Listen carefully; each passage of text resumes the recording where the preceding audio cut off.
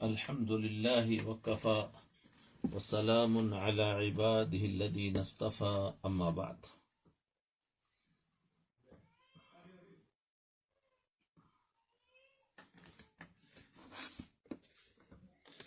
دیکھو، رمضان تقوی کا سیزن ہے. رمضان آ رہا ہے، رمضان کی تیاری کے لیے بات چل رہی ہے. تو رمضان کی فضیلت آ گئی، اور رمضان کا مقصد کیا ہے؟ تقوی حاصل کرنا. اور تقوی کیا ہے وہ بھی بتا دیا. الگ الگ عضو کا الگ الگ تقوی ہے. دل کا تقوی، آنکھوں کا تقوی، پیٹ کا تقوی، ہاتھوں کا، قدموں کا، عبادت کا، سب الگ الگ تقوی ہے. تو ہم روزہ رکھیں گے تو ہمیں سارا تقوی مل جاتا ہے، پوری باڈی کا. لیکن ہمارے سامنے مقصد نہیں ہوتا ہے کہ روزہ پورا کر لیا، رمضان گزر گیا، ختم. بل آئندہ سال اب دیکھیں گے. اب تقوی قرآن کی روشنی میں، قرآن میں کیا فرمایا تقوی کے بارے میں، اس کے بارے میں قرآن مجید ایک جگہ لباس سے تقوی کی تعبیر اختیار کی گئی ہے. جیسے لباس سردی اور گرمی سے بچا کر انسان کو زیب و زینت بخشتا ہے. لباس جو ہے سردی گرمی سے بچا کر انسان کو زیب و زینت بخشتا ہے،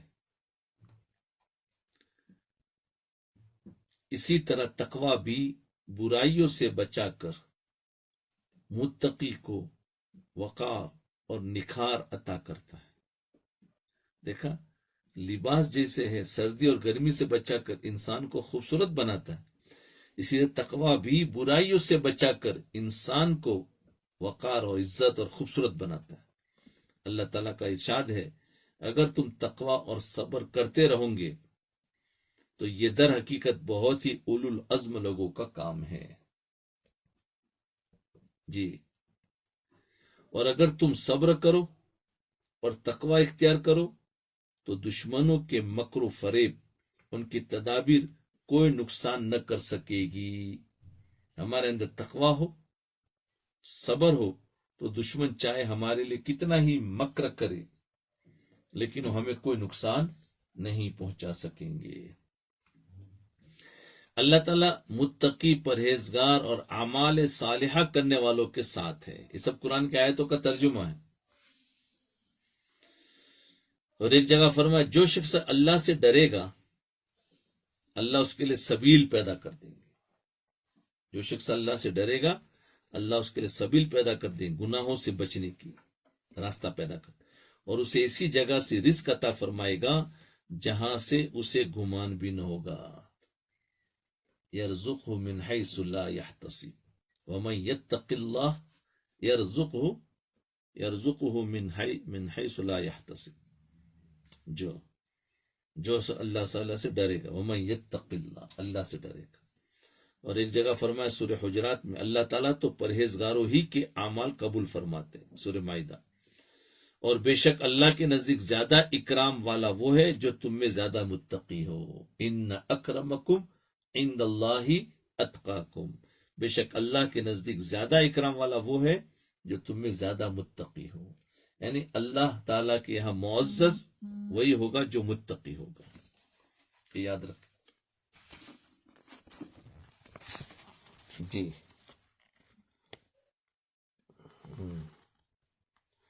متقی ہی اللہ کے قریب ہوگا. جو لوگ ایمان لائے اور اصحاب تقوی بھی تھے ان کے لیے دنیا اور آخرت کی زندگی میں خوشخبری اور بشارت ہے. دیکھو، پھر ہم اہل تقوی کو جہنم سے نجات عطا کریں گے. یہ سب قرآن کی آیتیں ہیں، اس کا ترجمہ ہے. ان کے علاوہ بھی قرآن کریم کی دوسری بہت سی آیتوں سے تقوی اور اہل تقوی کی اہمیت کا اندازہ ہوتا ہے. قرآن کریم کی روشنی میں علماء کرام نے تقوی کے بہت سے فوائد شمار کرائے ہیں، جن میں چند یہ ہیں. تقوی کے بہت سے سارے فائدے، اس میں سے چند فائدے سنو. تقوی کا فائدہ اوپر تو بتایا تھا تقوی کس کو کہتے ہیں اور تقوی کس کس عضو کا ہونا چاہیے. جی تقوی کیا ہے، اور ابھی تقوی کے فائدے بتائے۔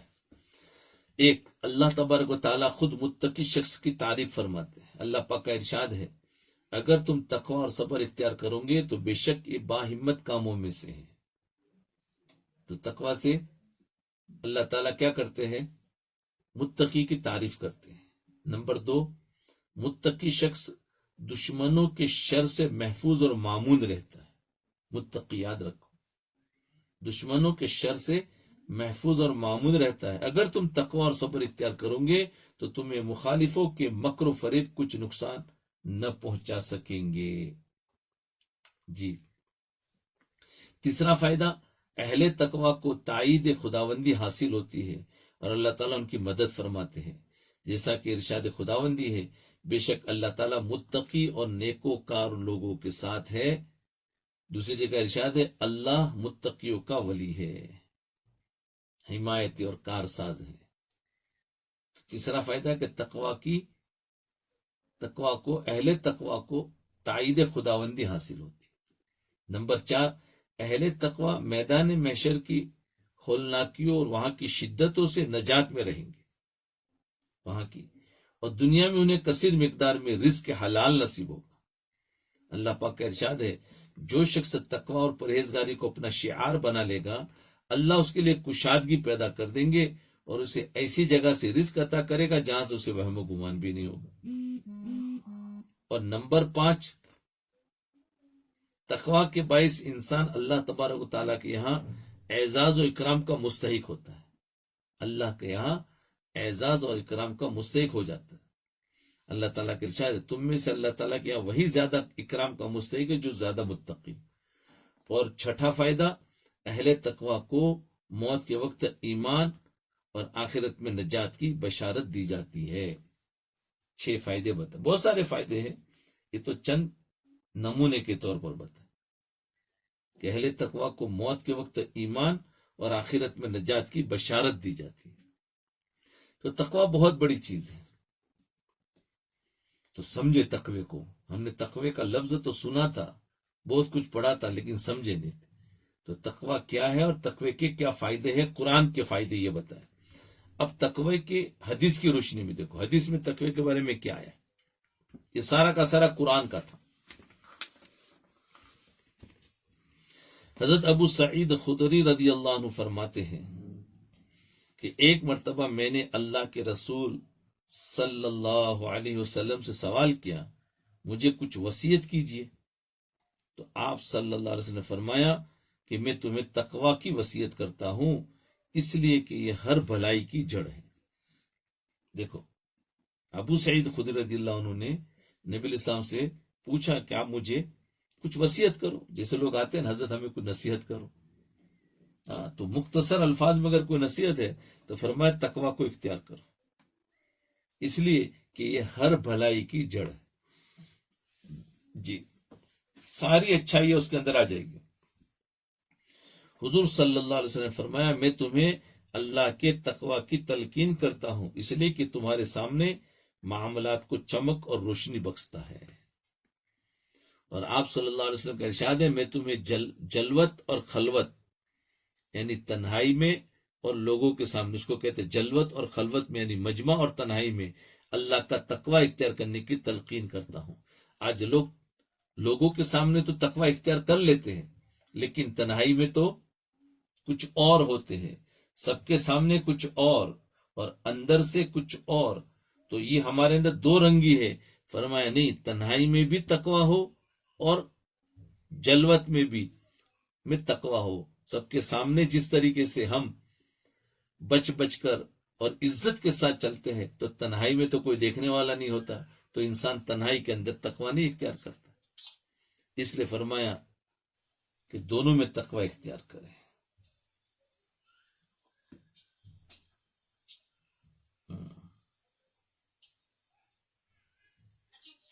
یہ کس کا مائک آن ہے، بند کرے، مجھے ہی کرنا پڑے گا، یہ بیچ میں خورشید بھائی،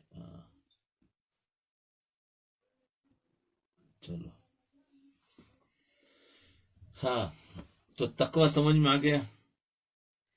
حضرت ابو ہریرہ رضی اللہ عنہ کہتے ہیں کہ ایک مرتبہ رسول اللہ صلی اللہ علیہ وسلم سے کسی نے سوال کیا کہ سب سے زیادہ لوگوں کو جنت میں داخل کرنے والی چیز کیا ہے؟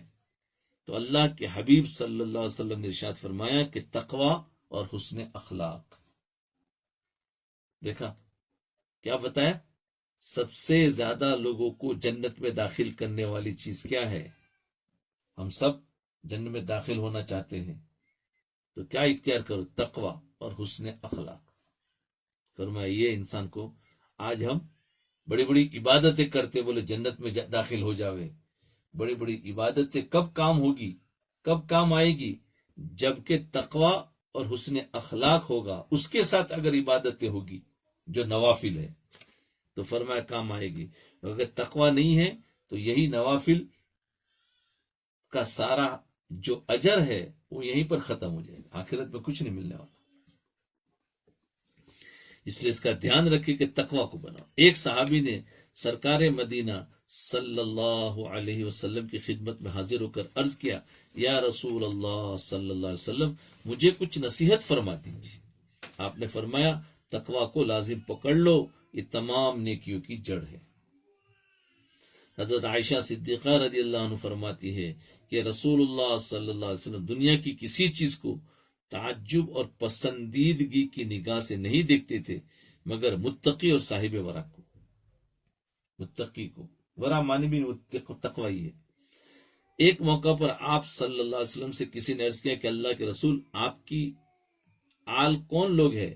تو اللہ کے رسول صلی اللہ علیہ وسلم نے ارشاد فرمایا، ہر متقی بندہ مومن میری آل میں داخل ہے۔ ہر متقی بندہ مومن میری آل میں، کہتے ہیں آل رسول، آل رسول تو خالی ان کے رشتہ دار نہیں، اللہ کے رسول فرمایا ہر متقی بندہ بھی میری آل میں داخل۔ کسی بھی نیک عمل پر آپ صلی اللہ علیہ وسلم نے اپنے آل ہونے کی خوشخبری نہیں سنائی۔ یہ سنہرے الفاظ جو نبی کریم صلی اللہ علیہ وسلم نے متقی لوگوں کے لیے اپنی مبارک زبان سے ادا کیے، متقین کے لیے انعام ہے اور بڑے اکرام اور اعزاز کا باعث ہے۔ ایک دفعہ آپ نے فرمایا کہ حلال بھی واضح ہے اور حرام بھی متعین ہے، ان کے درمیان کچھ چیزیں مشتبہ ہیں جن کے بارے میں ہر آدمی یقین کے ساتھ کوئی رائے قائم نہیں کر سکتا، لہذا جس کے بارے میں شبہ ہو کہ یہ چیز حرام ہو سکتی ہے اس سے بچو۔ یہ طریقہ اختیار کرنے والا اپنے دین اور اپنے آبرو کو بچا لیتا ہے، اور شبہات کا ارتکاب کرنے والا ایک لحاظ سے حرام کا مرتکب ہو جاتا ہے۔ اس لیے کہ یہ ایسا ہی ہے جیسا کوئی شخص کسی دوسرے کی چراگاہ کے کنارے کنارے اپنے بکریوں کا ریوڑ کو چرانے لگے تو زیادہ امکان اسی بات کا ہے کہ اس کا یہ جو گلا ہے، یعنی جو اس کی بکریاں ہے، دوسرے کی چراگاہ کی حدود میں داخل ہو جائے گی اگر کنارے کنارے چلائے گا۔ یاد رکھو ہر بادشاہ کی ایک اپنی چراگاہ ہوتی ہے، یاد رکھو اللہ کی چراگاہ اس کی حرام کی ہوئی چیزیں ہیں، اس میں مت داخل ہو جاؤ۔ چراگاہ کی مثال سے آپ صلی اللہ علیہ وسلم نے وہ حد متعین کر دی جو ہمارے دین میں مطلوب ہے، اور جسے قرآن مجید نے تقوی کے لفظ میں بیان کیا ہے، تقوی کے لفظ میں بیان کیا ہے۔ جی، مطلب ہے کہ متقی آدمی صرف حرام کاموں سے ہی نہیں بچتا بلکہ وہ ان چیزوں سے بھی بچے، ان سے چیزوں سے بھی بچنے کی پوری کوشش کرتا ہے جو اگرچہ شریعت میں صراحت کے ساتھ تو منع نہیں کی گئی، لیکن اسے ان پر عمل کرنا ٹھیک معلوم نہیں ہوتا۔ جی، جو شریعت میں تو صاف حرام نہیں ہے لیکن اس پر عمل کرنا ٹھیک معلوم نہیں ہوتا۔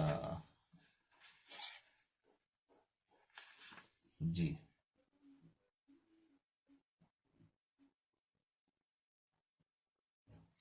ایک دفعہ حضرت رابعہ وابسہ رضی اللہ عنہ حضور صلی اللہ علیہ وسلم سے پوچھا کہ نیکی اور گناہ کی حقیقت کیا ہے؟ نیکی اور گناہ کی حقیقت کیا ہے؟ تو آپ صلی اللہ علیہ وسلم نے سینے پر ہاتھ رکھا اور فرمایا اپنے دل سے پوچھو، اپنے نفس سے سوال کرو، اور آپ صلی اللہ علیہ وسلم نے بات 3 بار دہرائی.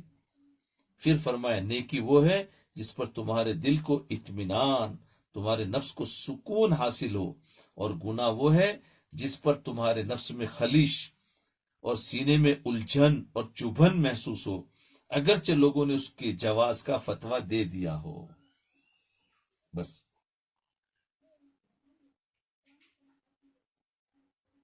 سمجھے؟ یہ ہے. ایک دفعہ حضور صلی اللہ علیہ وسلم کے سامنے ایک شخص کی عبادت اور ذکر الہی میں کثرت سے مشغول رہنے کا اور دوسرے شخص کے حرام سے بچنے اور مشتبہ چیزوں سے دور رہنے کا ذکر کیا گیا. دیکھو بہت اہم پوائنٹ ہے. فرمایا ایک شخص کی عبادت اور ذکر الہی میں کثرت سے مشغول رہنے کا ذکر آیا. کیا کرا؟ عبادت اور ذکر الہی میں مشغول ہے، اور اس کے مقابلے میں دوسرا شخص جو ذکر و عبادت میں مشغول نہیں ہے لیکن حرام سے بچنے اور مشتبہ چیزوں سے دور رہنے کا ذکر کیا گیا. تو آپ صلی اللہ علیہ وسلم نے فرمایا پرہیزگاری سے کسی اور چیز کا مقابلہ نہ کرو. تو دیکھا اس کے سامنے جو حرام سے بچ رہا ہے وہ زیادہ افضل ہے اس کے مقابلے میں جو عبادت اور ذکر الہی میں مشغول ہے. ہاں، تو اس سے بچنا بہت اہم ہے. یعنی پرہیزگاری کا مقام تو بہت بلند ہے. جی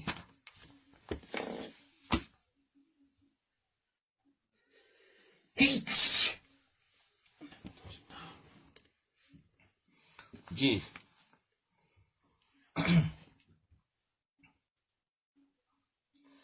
اب دنیا اور آخرت میں تقوی کے فائدے.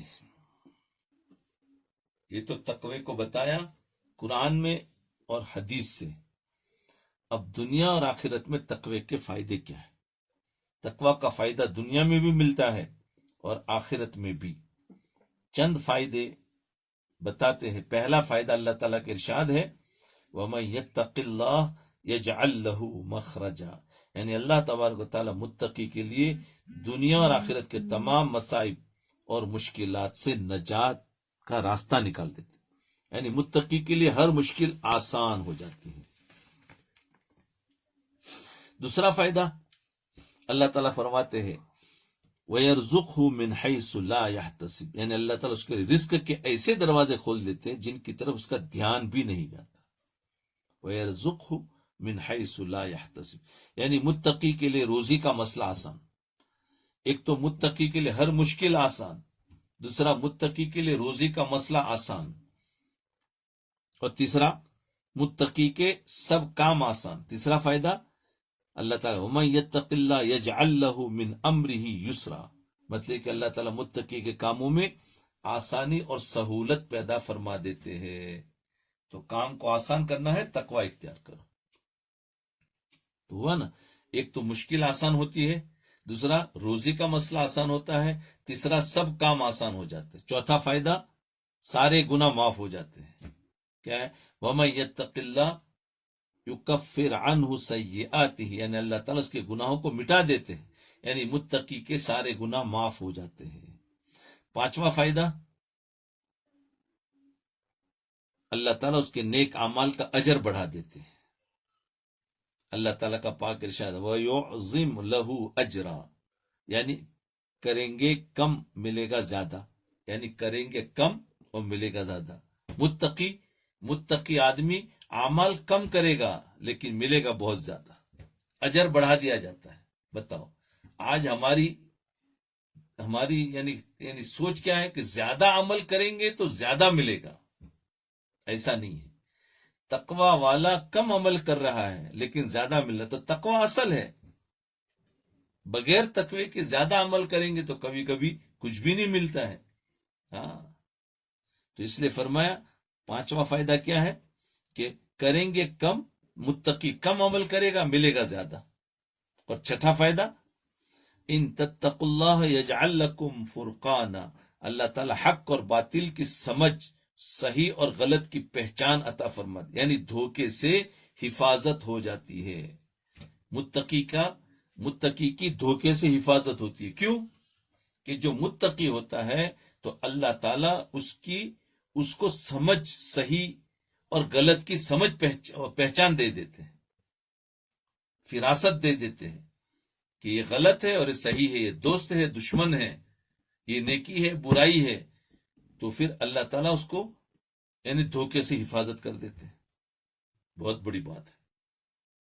تو تقوی کا فائدہ، اسی تقوی کی برکت سے انسان جنت کا مستحق ہو جاتا ہے.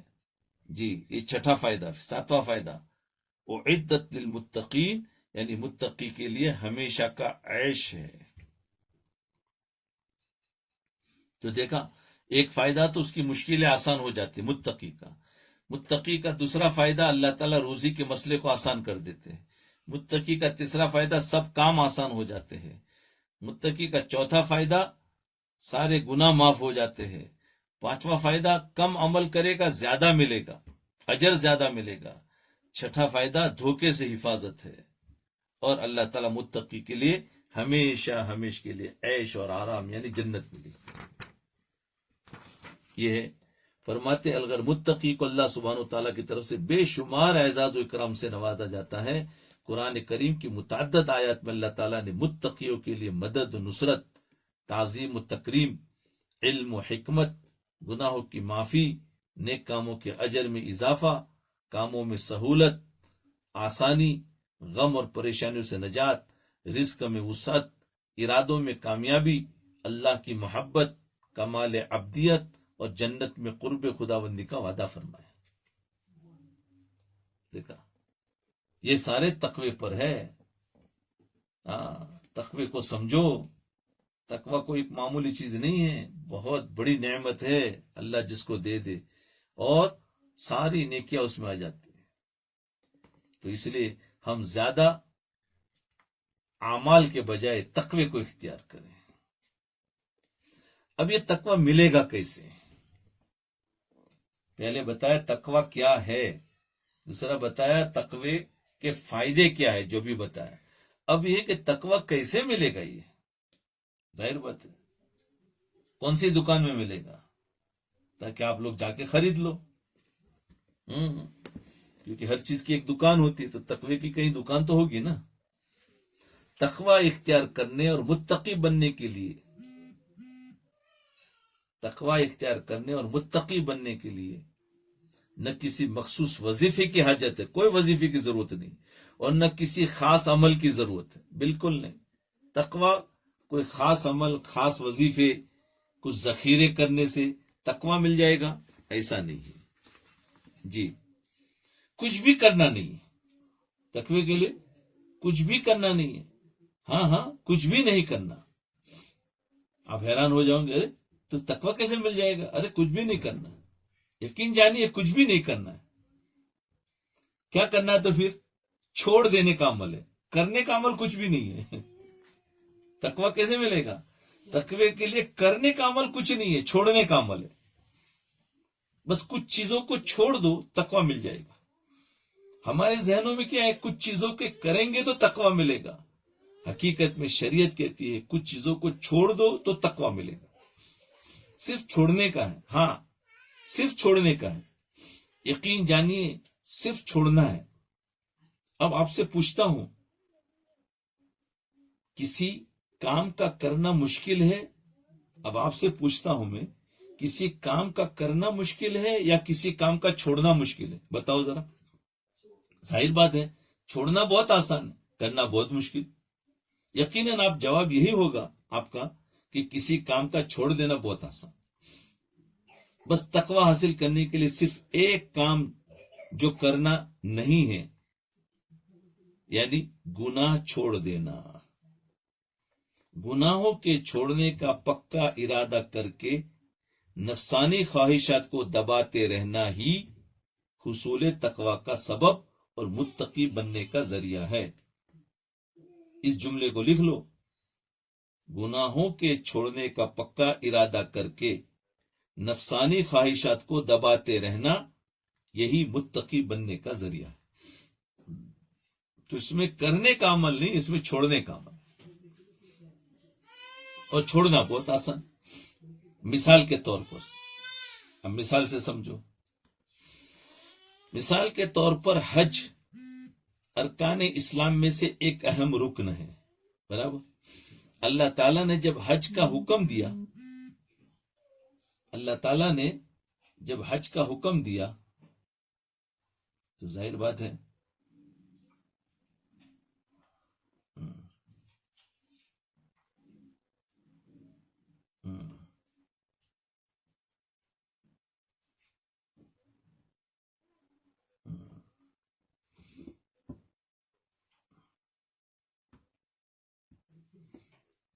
تو کیا بتایا؟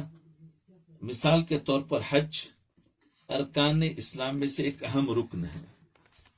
اللہ تعالیٰ نے جب حج کا حکم دیا تو ہدایت فرمائی. جب حج کا حکم دیا تو ہدایت فرمائی کہ جب حج کا ارادہ کر لو تو شہوت کی باتوں سے بچو. حج کے بعد تو اس میں کیا بتایا؟ حج کو قبولیت کے لیے کیا فرمایا؟ چند چیزوں سے بچنا ہے.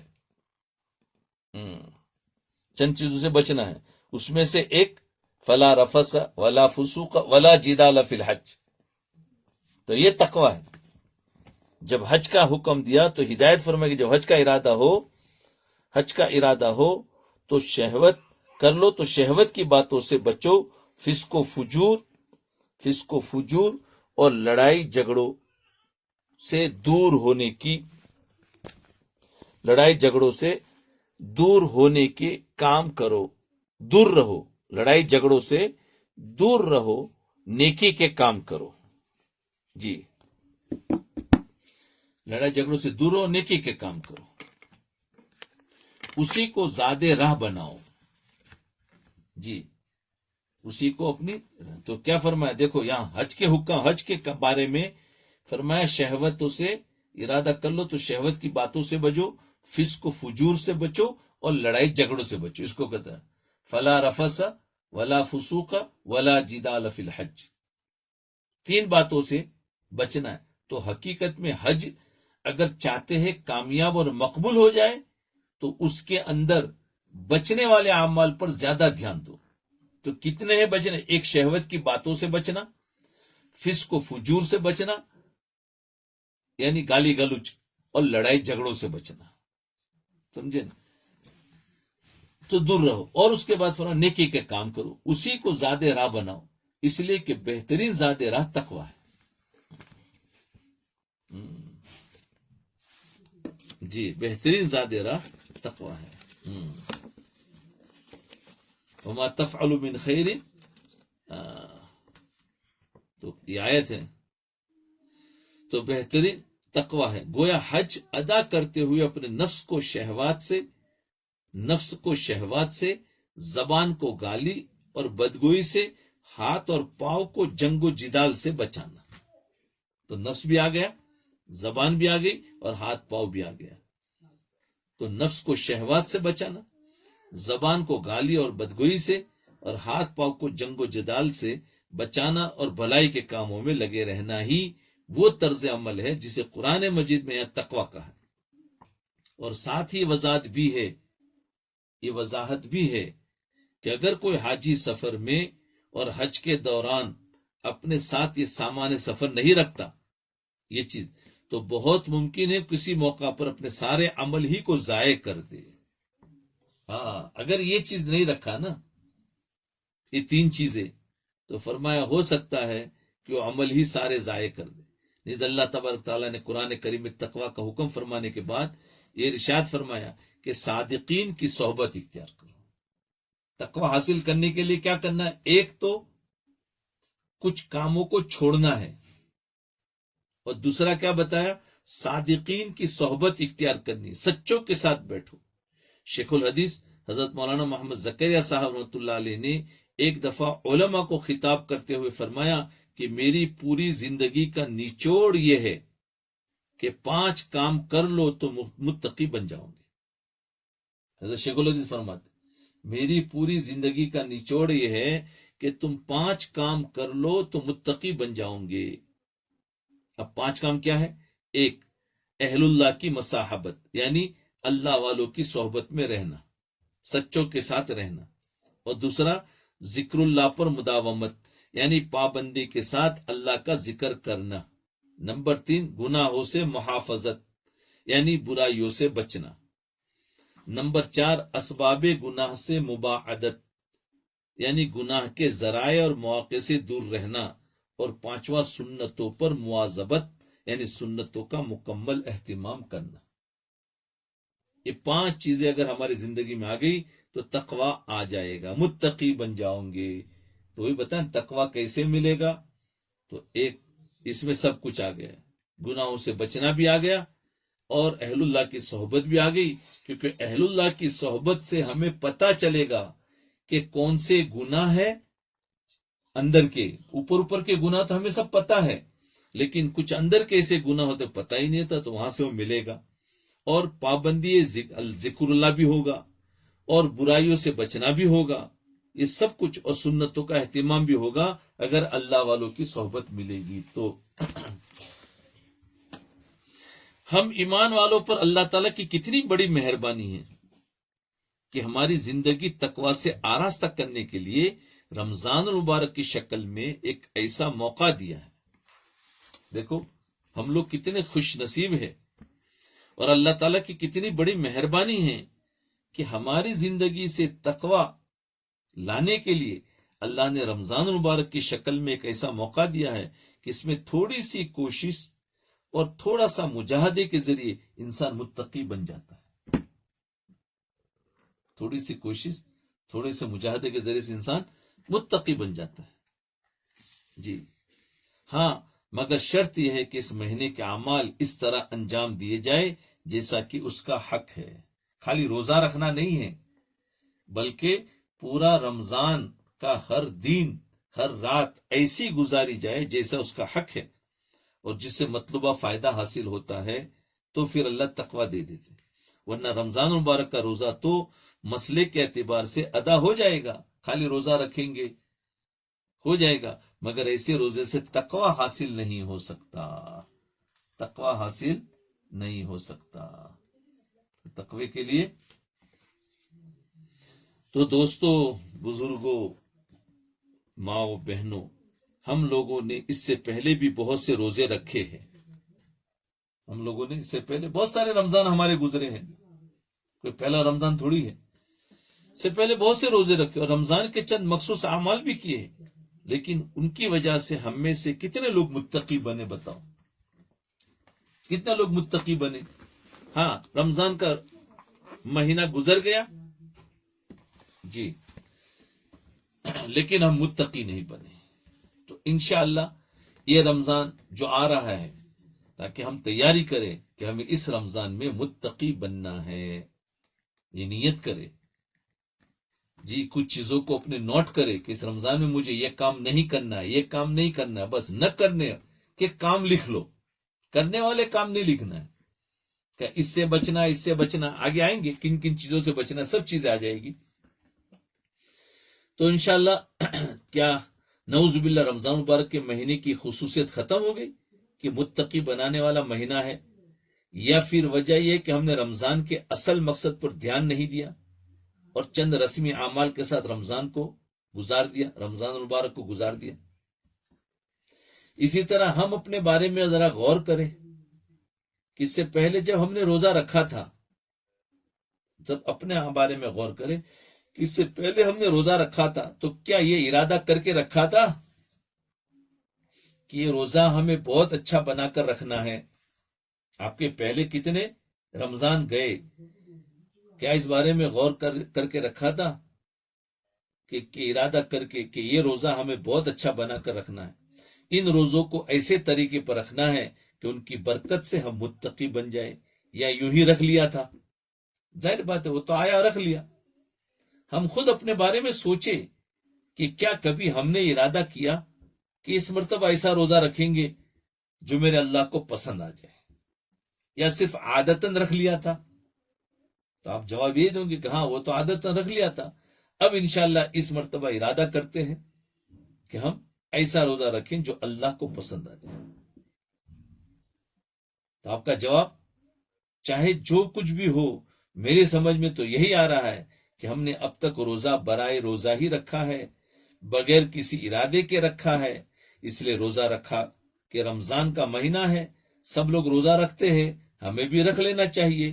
اور عادتاً روزہ رکھنے کے لیے بس یہی کافی ہے کہ صبح کو سحری کھا لیا، دن پر بھوکے رہ لیے، اور شام کو 10-15 آئٹم سے افطار کر لیا، ہے کہ نہیں؟ دوستو، اگر روزہ اسی کا نام ہے تو ایسے روزے کا کیا فائدہ؟ ذمے تو روزہ تو اتر گیا لیکن تقوی نہیں ملا۔ اصل تو بات ہے تقوی۔ تو حدیث پاک میں ہے کہ جو شخص روزہ رکھ کر جھوٹ سے باز نہ آئے، اللہ تعالیٰ کو اس کی بھوک اور پیاس کی کوئی ضرورت نہیں۔ تو روزے میں کیا بچنا ہے؟ جھوٹ سے بچنا ہے۔ آئیں گے کون سے کاموں سے بچنا، تو اس سے کیا انسان متقی بن جائے گا۔ آج ہم رمضان کا مہینہ آتا ہے تو کیا یاد رکھتے ہیں کہ کون سی عبادتیں زیادہ کرنی ہے۔ کوئی تو لگتا ہے کہ چلو قرآن شریف کو زیادہ پڑھیں گے، اس کی فضیلت ہے، تو کوئی 10 پارے پورے مہینے میں، یعنی روزانہ کا 10 پارے پڑھ رہا ہے، کوئی 5 پڑھ رہا ہے، کوئی 4 پڑھ رہا ہے، کوئی 3 پڑھ رہا ہے، تو ٹھیک ہے، پڑھنا چاہیے۔ لیکن حقیقت میں جس سے ہمیں تقوی ملتا ہے وہ تو کچھ اور ہے، وہ چھوڑنے کی چیزیں ہیں۔ تو ہمیں رمضان میں 10 پارے بھی پڑھ رہے ہیں اور اوپر سے چھوڑنے کی چیزوں کو چھوڑ بھی نہیں رہے، تو تقوی کہاں سے ملے گا؟ تو یہ بات کی طرف اشارہ ہے کہ ہمیں چھوڑنے کی چیز، اس میں سب سے پہلے جھوٹ ہے۔ اگر میں آپ سے سوال کروں کہ دنیا میں کوئی کام کرنا چاہتے ہیں تو کیا صرف یہ چاہتے ہیں کہ کام ہو جائے چاہے جیسا بھی ہو؟ بتاؤ، نہیں۔ آپ سوچیں گے کام اچھے سے اچھا ہو جائے، ہے کہ نہیں؟ آپ کھانا بناتے تو کیا خالی کھانا بن جائے؟ نہیں، کھانا اچھا بھی ہو، ٹیسٹی بھی ہو، ہر چیز میں برابر بھی ہو، صحت کو فائدہ دینے والے بھی ہو، تو اس کو کہتے ہیں اچھے سے اچھا بنانے کی کوشش کرتے۔ ظاہر بات ہے، یا یہ چاہتے کہ کام بہت اچھا ہو، بہت اچھا ہو۔ تو مثال کے طور پر کسی ڈگری والے کو نوکری چاہیے،